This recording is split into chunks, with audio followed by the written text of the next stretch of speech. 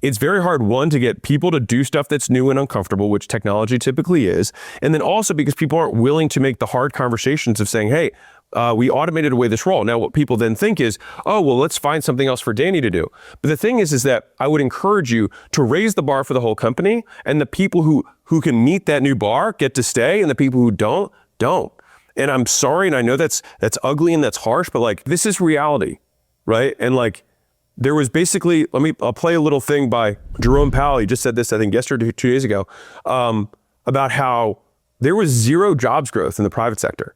Effectively, there's zero net job creation in the private sector. Think about how weird that is. Not that the economy's not doing well. It's that people are automating jobs away, all right? Now, again, this video is not to scare you, but this video hopefully at least motivates you to take some action, because I think that it won't happen, and then it will happen very quickly. So in game theory, the most flexible system survives. And so it's very much like business Darwinism, if you will, which is that it's the people who can adapt are the ones who survive. It's not the strongest or the smartest people who are the most adaptable.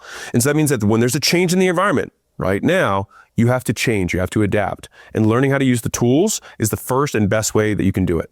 For those of you who are scared to use AI, first off, get over it. But beyond that, you often risk more by not adopting new technology than by fearing the potential downside that a small percentage of people experience. So some people are like, what about AI safety and all these different things? Like, I'm worried that AI is going to take my credit card and go spend it. Of course, there's weird edge cases where, someone gave too many permissions to an agent and they didn't have enough guardrails installed. But it's like saying, I got hacked on the internet, so I should never use the internet again. It's not good reasoning, right?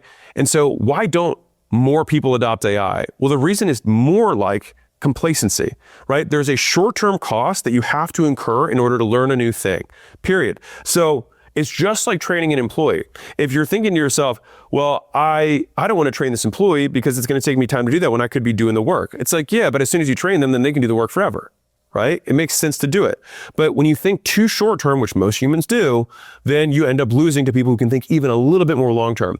And I will repeat this tweet that I've said before because I think it's so relevant right now. It takes about 20 hours to become proficient in any new skill, but people delay the first hour decades. And so I promise you, if you take a weekend and say Saturday, Sunday, I'm going to sit in front of this computer and I'm going to figure out how to get an agent to do something for me.